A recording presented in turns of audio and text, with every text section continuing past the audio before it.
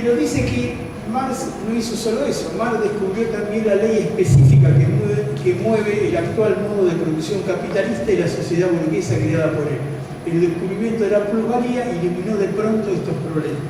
O sea que Marx, para interpretar, digamos, el capitalismo de las apariencias que era la ganancia, la renta y el beneficio, en realidad encontró la esencia fundamental que era la plusvalía, ¿cierto? Que eso fue bueno en su obra Capital, que es el Capital. Y él dice, dos descubrimientos como estos deberían bastar para una vida. Quien tenga la suerte de hacer solo un descubrimiento así puede considerarse feliz. Pero además dice que no hubo ningún campo en el que Marx no actuara.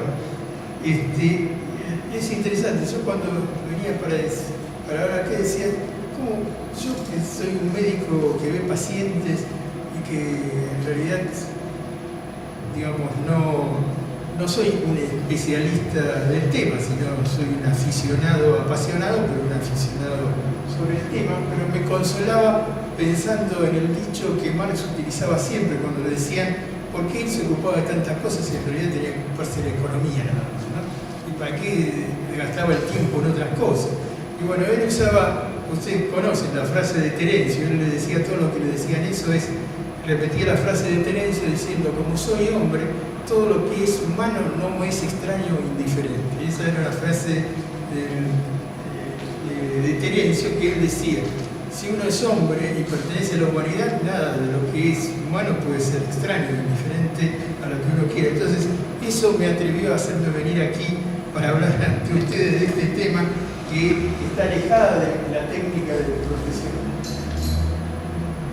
Pero decía que eso era la mitad del hombre, y eso es lo que queríamos discutir aquí con respecto a esto, que la creación del pensamiento de Marx tiene relación con lo que después se llamó praxis, o sea que la práctica genera el pensamiento y el pensamiento empuja a la práctica. Entonces, Marx no fue un teórico, como decía Ana también, de cuarto cerrado, sino que fue un revolucionario, y de esa manera, digamos, Marx, algunos lo ven como un hombre barbudo que se sentó para escribir en el Museo Británico, pero en realidad era alguien que ejerció una fuerza revolucionaria enorme y que por lo que Engels decía, gozaba cuando se experimentaban descubrimientos que permitían, digamos, hacer avanzar a la humanidad desde el punto de vista práctico. Por eso decía, pues Marx era ante todo un revolucionario. Entonces, su acción revolucionaria le permitió corregir los errores. Eso vamos a ver inicialmente en la evolución de la creación de su pensamiento, cómo intervino no solo el pensamiento, sino las situaciones que pasaban para hacerle cambiar algunos conceptos que fue evolucionario. Y después dice que la lucha era su elemento y luchó con una pasión, una intensidad y un éxito como pocos. Y bueno, relata dónde fue, porque fue un gran periodista. Empezó con la Gaceta del Rin cuando tenía 24 años, el Borgward, la Gaceta Alemana de Bruselas, la nueva Gaceta del Rin en la Revolución del 48 en Colonia, la New York Tribune durante 10 años, y en realidad lo pinta como un luchador apasionado. Y uno recuerda, muchos de ustedes deben recordar la anécdota de que en el siglo XIX se utilizaba el hecho de que alguien hacía un cuestionario, ¿no? Un juego, los chicos hacían un cuestionario y decían, ¿qué es para vos tal cosa? ¿Qué significa la felicidad? Entonces Laura, que era su segunda hija, le hizo un cuestionario a Marx sobre esto, y en el lugar donde decía qué es la felicidad, Marx escribió la felicidad es la lucha. O sea que para Marx, digamos, sin lucha no había posibilidad de avanzar en el conocimiento ni cambiar la realidad.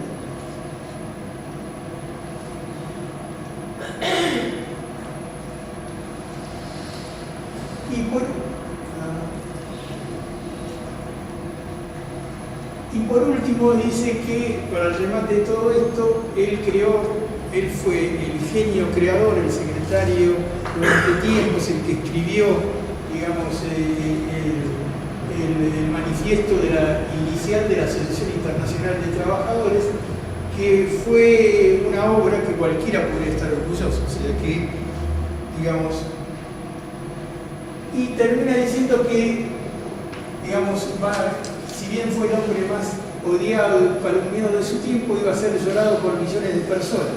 Pero fíjense que la idea de Engels en este momento era que iba a ser un muerto venerado, querido, llorado por millones de obreros de la causa revolucionaria como él, diseminado por toda Europa y América, desde las minas de Siberia hasta California.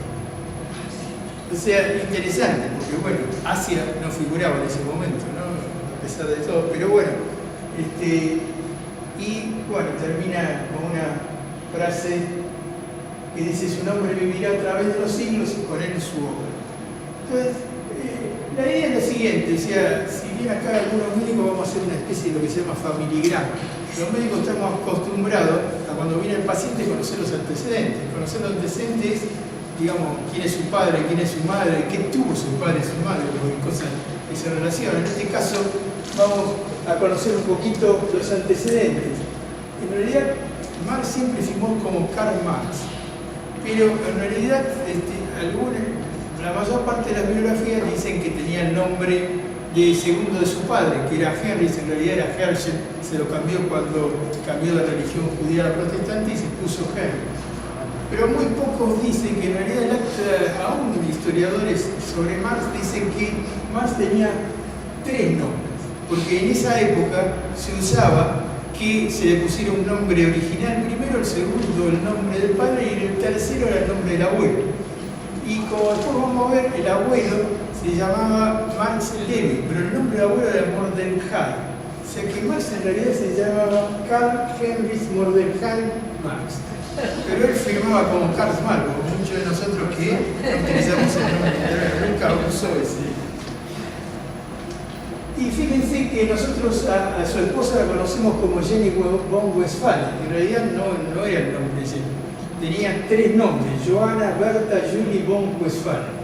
Pero en realidad todo el mundo la conoce, y la historia lo conoce, como Jenny Westphalen. Como ustedes se dieron cuenta, Jenny era más grande que Marx, era 4 años más grande que Marx. Y su padre era Henry Marx. ¿Y Henry Marx qué era? Esto era la Renania. Tenemos que ubicarnos en el momento que pasaba esto. La Renania, digamos, el Palatinado, tenían contacto con Francia, incluso la zona de Trèveris, el obispado de Trèveris, donde estaba la ciudad de Trèveris, donde nació Marx, perteneció en la época medieval al reino de Francia, o sea, porque era una zona limítrofe. Y la Renania, en realidad, era la zona industrial más, que tenía el desarrollo industrial y la burguesía liberal, una de las zonas más importantes del Sacro Imperio Germánico, el Sacro Imperio Romano Germánico, como se llamaba en esa época, donde una parte era Prusia, pero Prusia era muy feudal, tenía servidumbre, tenía terratenientes. En cambio, la zona renana era una zona más liberal, y en realidad, cuando los ejércitos de la Convención de la Revolución de la Revolución Francesa entran ahí, después entra Napoleón, en realidad la Renania y el Palatinado quedaron incorporados en el Imperio Napoleónico y se usó el derecho napoleónico, o sea que cambiaron. Los judíos habían cambiado su situación, o sea, los judíos en la época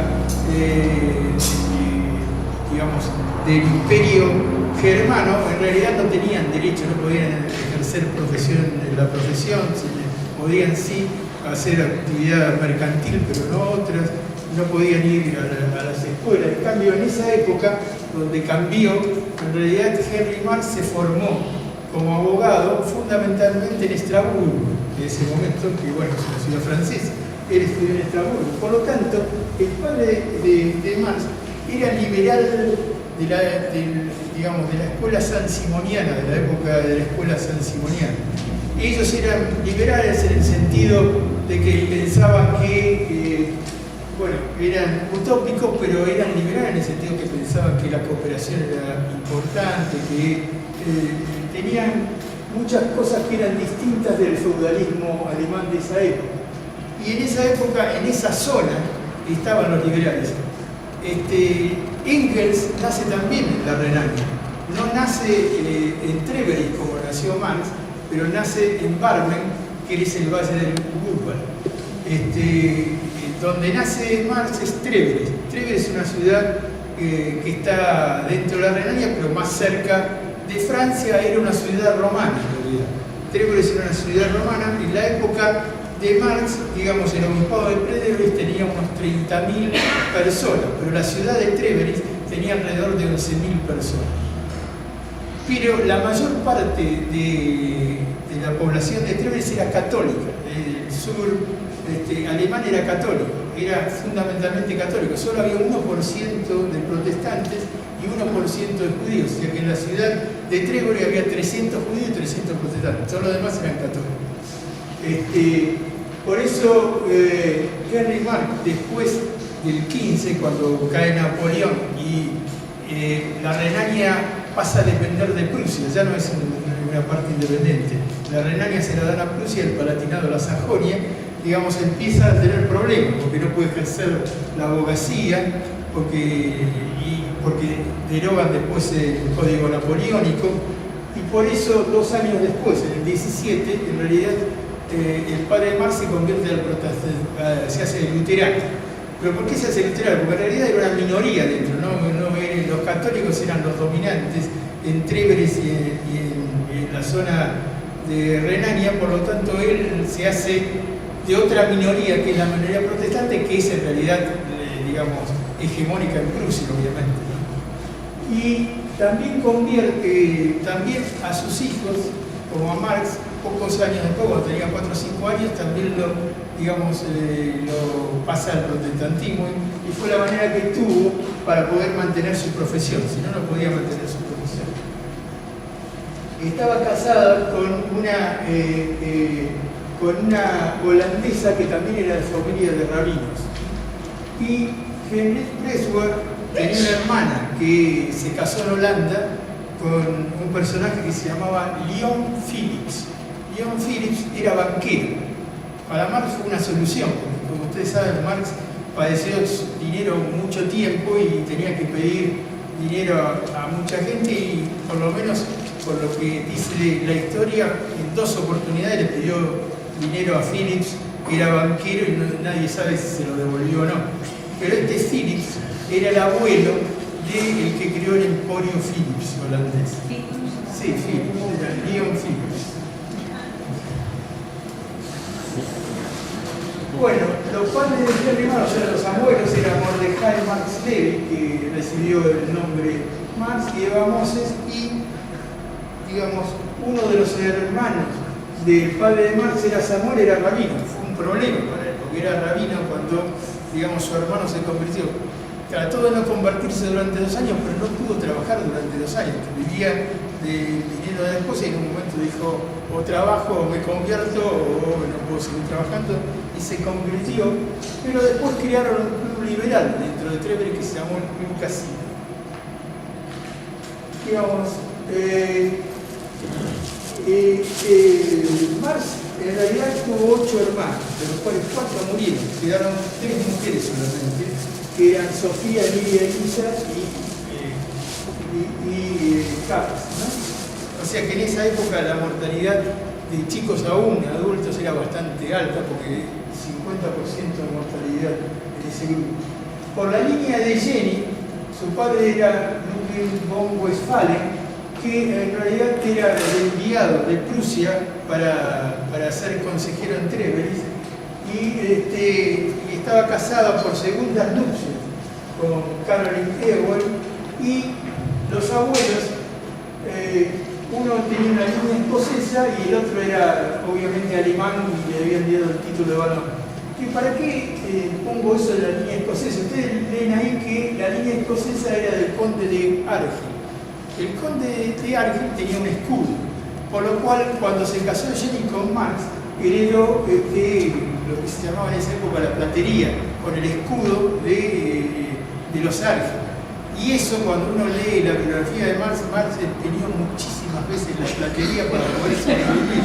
O sea que la platería de la Corporación de Cargill en Londres fue empeñada muchísimas veces para que el pobre Marx pudiera sobrevivir.